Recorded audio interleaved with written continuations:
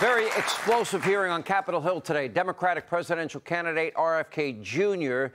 testified about government censorship, and surprise, surprise, the Democrats on the committee tried to censor him.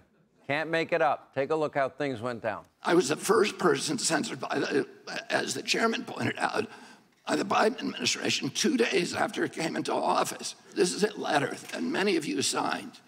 Many of my fellow Democrats. I've spent my life in this party. I've devoted my life to the values of this party.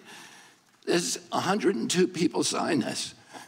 This itself is evidence of the problem that this hearing was convened to address.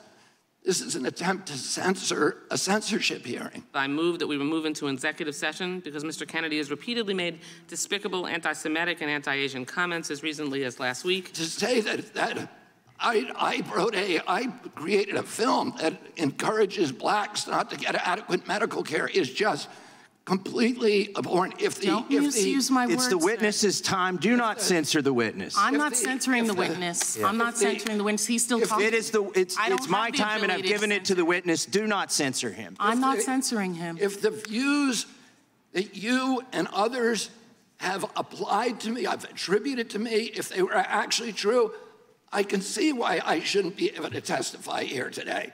Those are not true. These are defamations and malignancies that are used to censor me, to prevent people from listening to the actual things that I'm saying.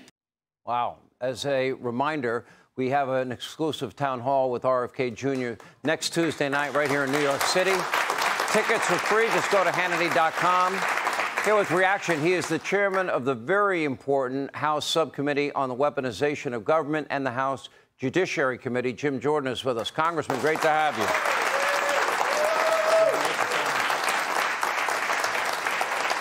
All right, it's a hearing on censorship, and Democrats tried to censor their fellow Democrat. Can you explain that, Congressman?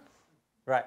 Can't make that up. Well, nothing's new, Sean. They've been after this guy since, as he said, and I said in my opening statement, since the second day of the Biden administration. There's a tweet, or excuse me, an email that goes to Twitter from the White House that says, take down this tweet ASAP.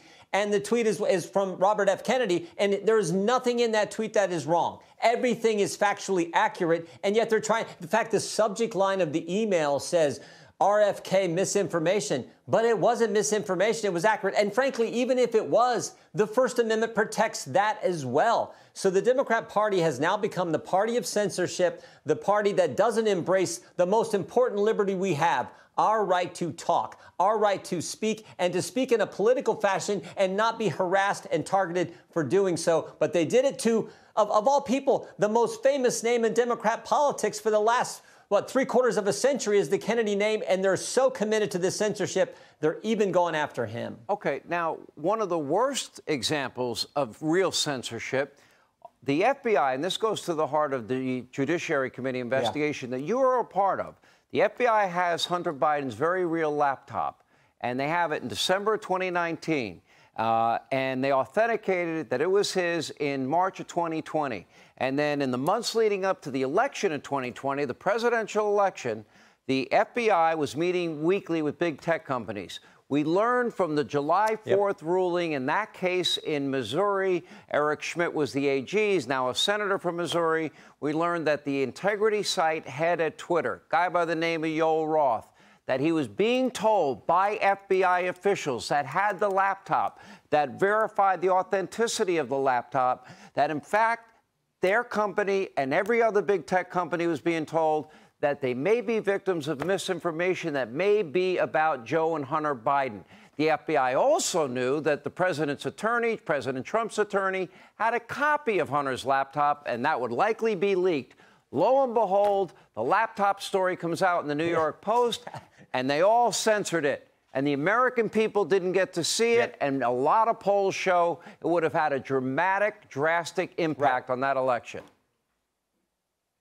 Yeah, and Sean, what we learned this week is that day that story comes out, Emma Jo Morris, who testified today, was the author of that story in the New York Post. The day that story comes out, the FBI just happens to be meeting with Twitter that same day. And in that meeting, someone from Twitter, we got this from Laura Dimlow, head of the Foreign Influence Task Force at the FBI when we deposed her 3 days ago. That same day, Twitter's meeting with the FBI. Someone from Twitter asked the FBI, is the laptop real? The FBI, some agent answers, yes, it is. And then quickly an FBI lawyer jumps in the conversation and says, no further comment. So they confirmed it, and then they went to no comment. Later that same day, the FBI is also meeting with Facebook. Facebook asked the same question because that day, that was the biggest story. And people were wondering, and these companies were wondering because, as you pointed out, Sean, they'd been prepped to understand a hack and leak operation was coming. It was going to involve Hunter Biden. Here it comes.